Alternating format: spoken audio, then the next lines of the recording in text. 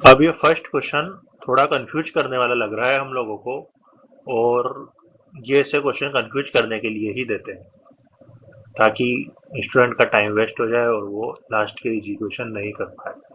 तो इनको इनके ऐसे क्वेश्चन के टाइम पे अपन को ये करना चाहिए कि हम सही के पीछे नहीं भागे। ठीक है, सही के पीछे नहीं भागे, बस अपन ये सोच के क्वेश्चन करें कि मेरा वोट इस ऑप्शन को है, इस पर्टिकुलर ऑप्शन को मैं अपना वोट देना चाहता हूँ, बस इतना ही सोचे।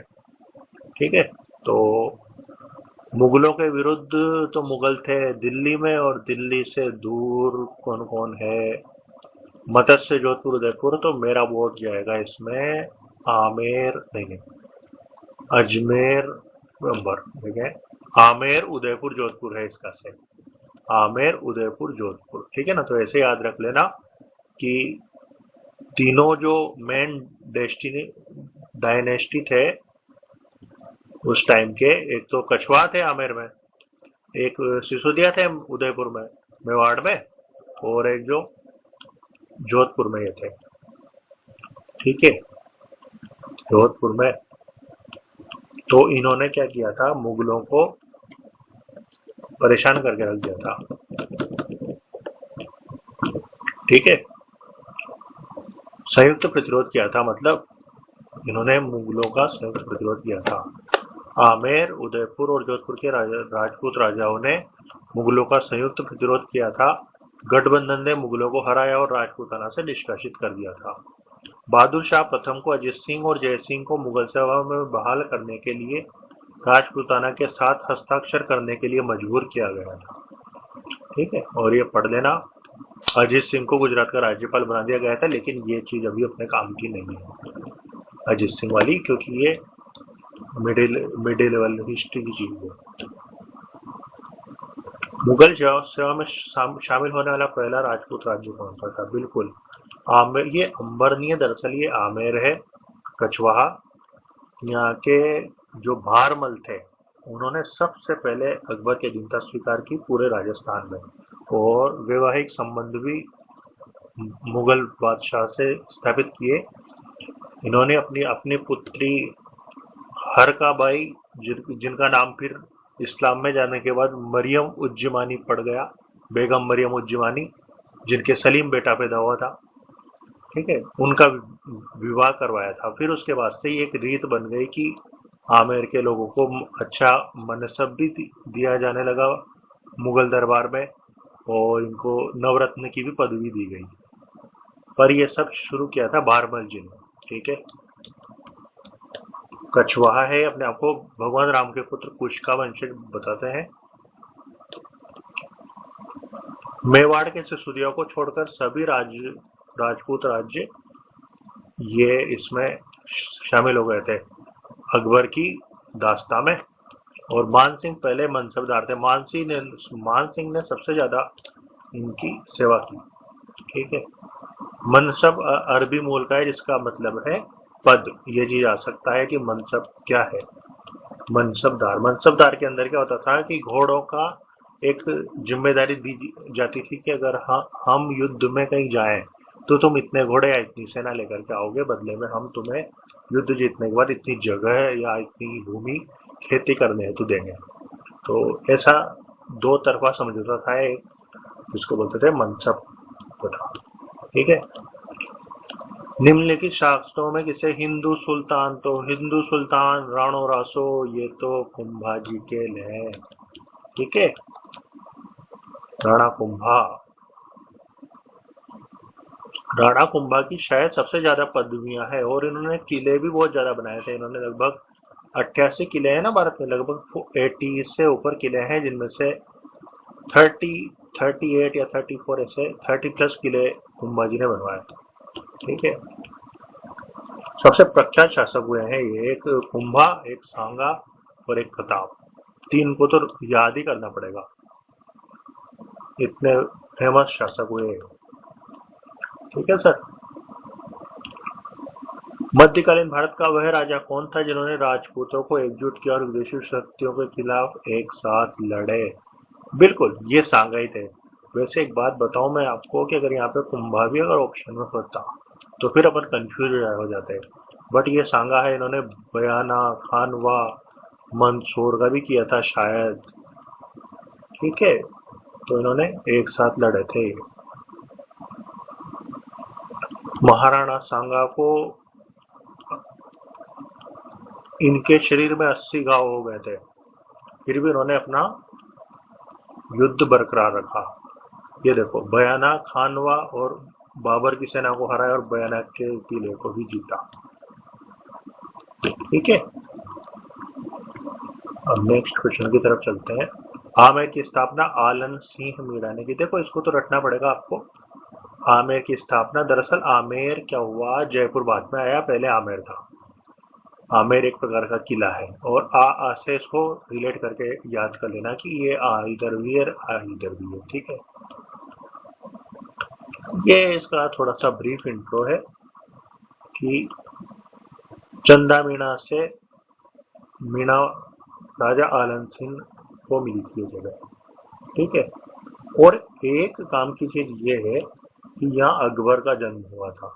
तो यह चीज रीट वाले बंधुओं के लिए बहुत जरूरी है कि अकबर का जन्म कहाँ हुआ था। ठीक है, अकबर का जन्म आमेर में हुआ था। ठीक है भाई, कैसे हुआ, क्यों हुआ, मुझे भी नहीं पता।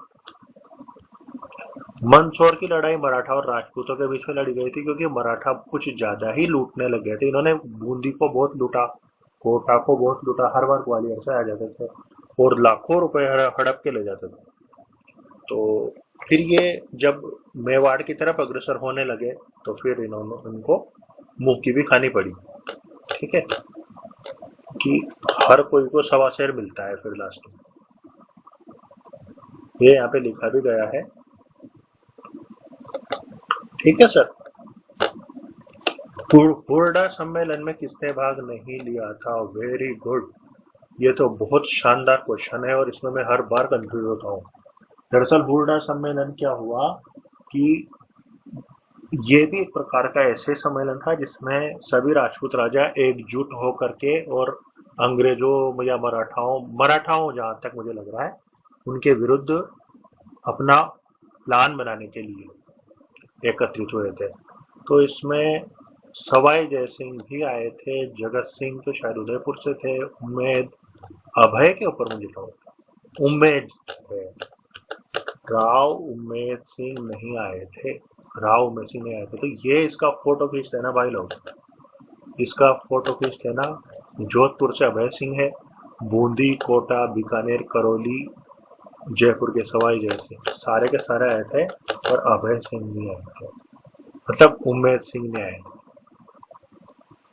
ठीक है, उम्मेद सिंह नहीं आए थे हुरडा सम्मेलन में। अब इसको आप ऐसे याद रख सकते हो कि उम्मेद सिंह को इस सम्मेलन से कोई उम्मीद नहीं थी। ठीक है ना, एक ऐसा राजा जिसको सम्मेलनों से उम्मीद नहीं हो, तो वो सम्मेलन में क्या करने जाएगा। ठीक है, तो वो आया ही नहीं क्योंकि उसको उम्मीद नहीं थी।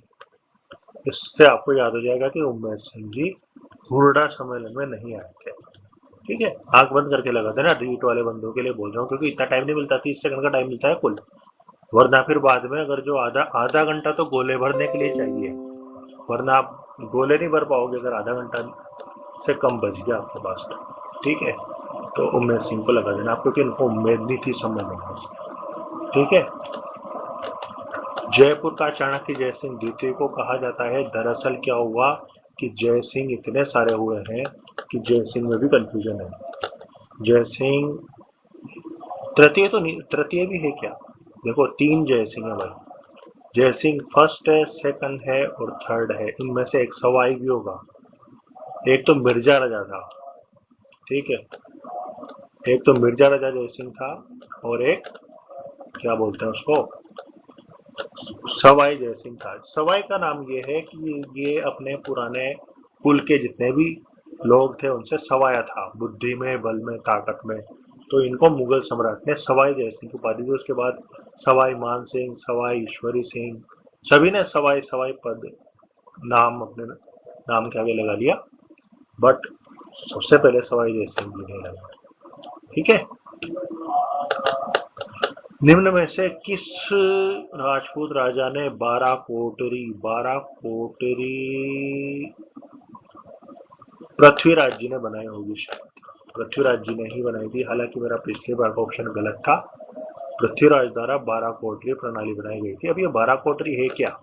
12 कोटरी दरअसल क्या हुआ कि इनके 12 बेटे थे, ठीक है। तो इन्होंने क्या किया कि आमेर को का जो क्षेत्र था जिससे आमेर को रेवेन्यू राजस्व प्राप्त होता था, लगान वगैरह, उन खेतों को, उस भूमि को 12 भागों में बराबर बराबर बांट दिया कि लो बेटा, और जिससे जो खाना हो वो खाओ। तो इन इन दैट केस ये 12 कोटरी पृथ्वीराज ने बनाई, ठीक है। अब इसको याद रखने की तो कोई ट्रिक नहीं है यार, पृथ्वीराज ही 2-3 हुए हैं, कैसे याद रखोगे? बस ये है कि पृथ्वीराज ने 12 कोटरी प्रणाली बनाई है, ठीक है ना। अब इसको आप ऐसे याद रख सकते हो कि जो अपनी पृथ्वी है, जो अपनी अर्थ है, उसमें 12 बजने का टाइम तक लिखा रहता है, ठीक है। 12 बजने के बाद दिन रात में बदल जाता है और रात दिन में। तो 12 को ऐसे याद रख सकते हो, तो क्या याद तो रखना पड़ेगा इन चीजों को, ठीक है। हवा महल का निर्माण सवाई प्रताप सिंह ने करवाया था, ये बिल्कुल सही है। लेकिन इसमें एक क्वेश्चन और शानदार बनता है कि हवा महल की जो 5 मंजिलें हैं, नंबर 1 तो इसका आकार भगवान कृष्ण के मुकुट जैसा है, और इनकी 5 मंजिलों के नाम क्या क्या है, ठीक है।